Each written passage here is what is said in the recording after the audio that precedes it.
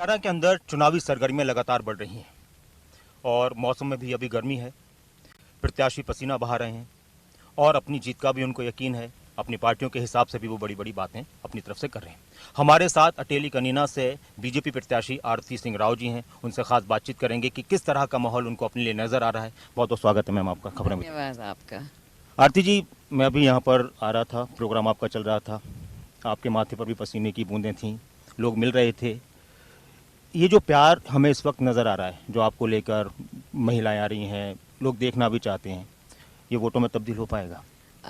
मैं मानती हूँ। देखिए, आपने भी कहा कि जैसे पसीना सबके माथे पे टप टप पक रहा है और फिर भी लोग इतना एक तादाद में लोग बाहर आ रहे हैं और मेरा इंतज़ार कर रहे हैं। इलेक्शन का वक्त है, आधा घंटा पौना घंटा वक्त लग ही जाता है हर मीटिंग में पहुंचने के लिए, और फिर भी इंतज़ार कर रहे हैं और इतने चाव से और इतने प्यार से मुझसे मिल रहे हैं। तो मुझे पूरा पूरा विश्वास है कि आने वाली 5 तारीख को ये प्यार ज़रूर वोटों में तब्दील। आरती जी, आप पिछली बार भी कोशिश कर रही थी। जाहिर सी बात है कि इस बार पार्टी ने आपको चुना है, आप पर यकीन किया है और बहुत सारे सर्वेज होते हैं, कहीं ना कहीं राव इंद्रजीत जी का भी अपना उनका प्रभाव है। जब हम देखते हैं ना कि कोई किसी राजनीतिक परिवार से, एक ऐसे परिवार से जिनके परिवार में उनके पिता कई बार मंत्री रहे हों, दादा मुख्यमंत्री रहे हों, है ना, मंत्री रहे हों, तो उस परिवार के बहुत से बच्चे लोगों से मिलने जुलने में दूरियां सी हो जाती हैं। लेकिन मैंने एक चीज़ ये भी देखी कि लोग आपसे एकदम अपनेपन के साथ मिल रहे हैं। हाँ। तो ये प्यार है या ये इसको किस तरह से आप डिफाइन करें? जी, एक तो मैं लोगों का शुक्रिया अदा करूंगी क्योंकि वो मुझे देखना चाहते हैं, मुझसे मिलना चाहते हैं, मुझसे बातचीत करना चाहते हैं।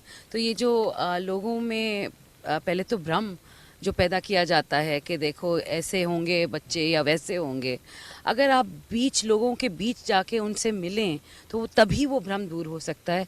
और ये 10 साल मैंने पूरी कोशिश की है कि लोगों के बीच रहूं ताकि ये जो भ्रम बना हुआ है वो ना बने लोगों के बीच। हाँ, अटेली के लिए मैं थोड़ी सी ज़्यादा गांव में नहीं थी, तो लोगों को पहले लगा था कि भ्रमित हो गए थे कि देखो बड़े नेता की छोरी है, पता नहीं कैसे मिलेगी या कैसे लोगों से क्या होगा। मगर मुझे लगता है ये भ्रम सारा टूट चुका है आज के दिन और लोग बहुत खुश हैं।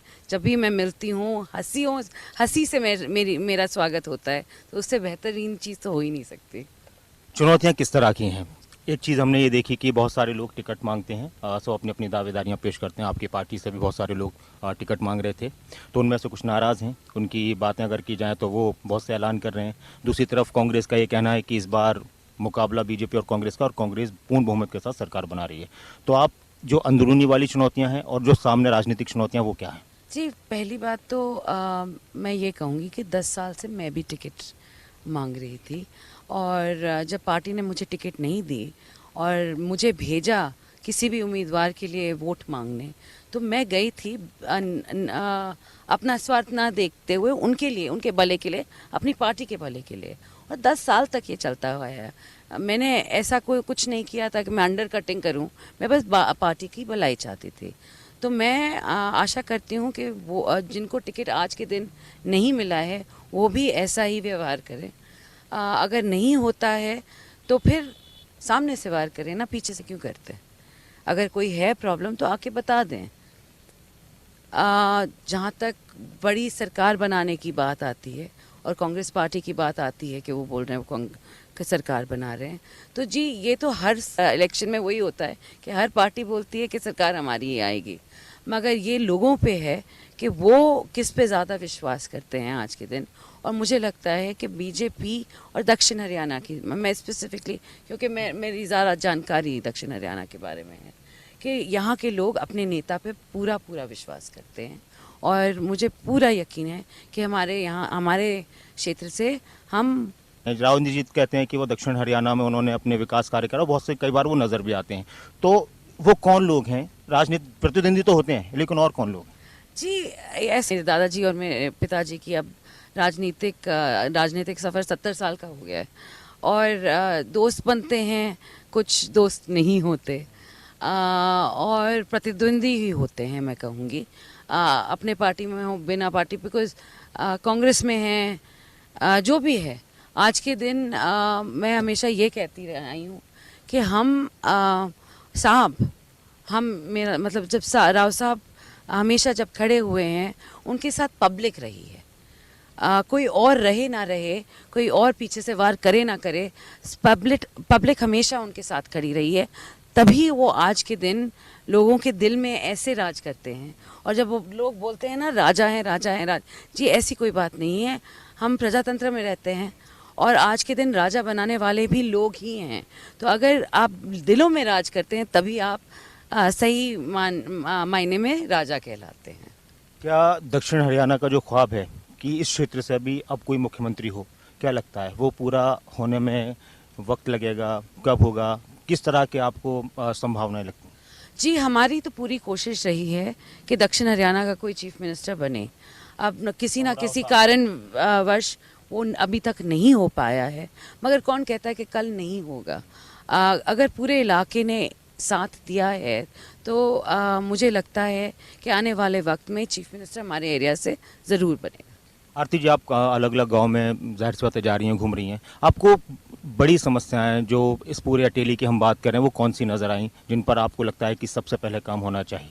जी हाँ, मेरे पास युवा बहुत आए हैं आज के दिन। और मैं 20 साल शूटिंग कर रही थी, भारत का नेतृत्व कर रही थी इंटरनेशनल स्केल पर। और मैंने कई मेडल जीते थे, मगर जो इंफ्रास्ट्रक्चर ऑब्वियसली गुड़गांव दिल्ली में है वो इस तरफ नहीं है। भिवानी के बच्चे बहुत अच्छा खेल में प्रदर्शन कर रहे हैं, रोहतक के कर रहे हैं, सोनीपत के कर रहे हैं, मगर हमारे यहाँ नहीं कर रहे। क्यों नहीं कर रहे? सबका चाव है करने का, मगर इंफ्रास्ट्रक्चर नहीं है।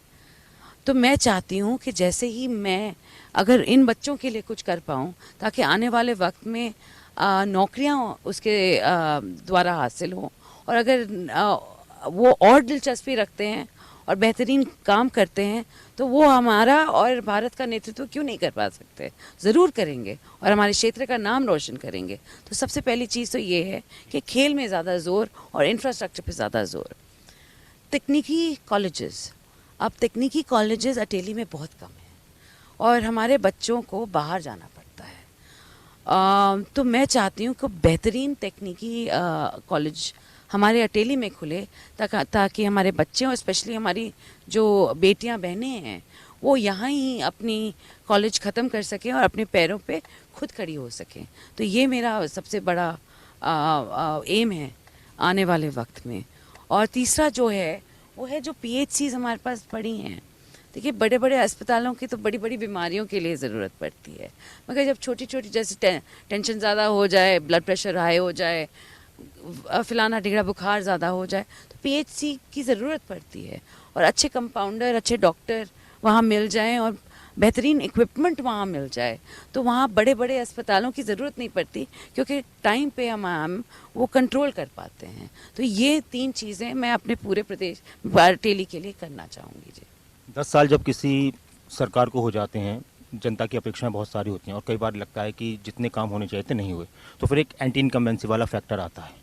वो प्रत्याशी के लिए भी कई बार नुकसानदायक हो जाता है और सरकार के लिए भी होता है। बीजेपी को लेकर इस वक्त किस तरह से आप इस माहौल को देख रही हैं? क्या कहीं सत्ता विरोधी लहर है? लोग तो कह रहे हैं, कांग्रेस भी कह रही है। जी, दक्षिण हरियाणा में तो बिल्कुल नहीं है। मैं बाकी की नहीं बात करती, मैं सिर्फ दक्षिण हरियाणा की बात करूँगी आज के दिन, क्योंकि मेरा जो समझ है वो इधर तक सीमित है। मैं कहूँगी तो दक्षिण हरियाणा में बिल्कुल नहीं है।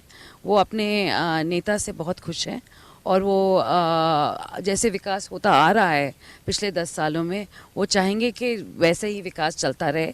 तो मुझे पूरी आशा है कि आने वाले 8 तारीख को आप सभी देखेंगे कि हम यहाँ जीत के ही जाएंगे। बहुत बहुत शुक्रिया आरती राव जी हमसे बात करने के लिए। आरती राव अटेली से बीजेपी की प्रत्याशी हैं, उनको अपनी जीत का भी यकीन है और उस यकीन की वजह है कि उनको लोगों का प्यार मिल रहा है, उनका ये कहना है। साथ में उन्होंने ये भी कहा कि कुछ लोग दोस्त की तरह होते हैं लेकिन वो दोस्त नहीं होते। तो ये कहा जा सकता है कि किसी ने लिखा है कि अभी तो साथ चलना है समंदर की मुसाफत में, किनारे पर ये देखेंगे किनारा कौन करता है। तो आने वाला वक्त बताएगा कि आरती राव को कितना प्यार मिलता है और अटेली कनीना की जनता क्या कुछ फैसला उनके लिए रखती है। अपने कैमरा पर्सन शरद के साथ मैं नासिर कुरैशी, खबर अभी तक।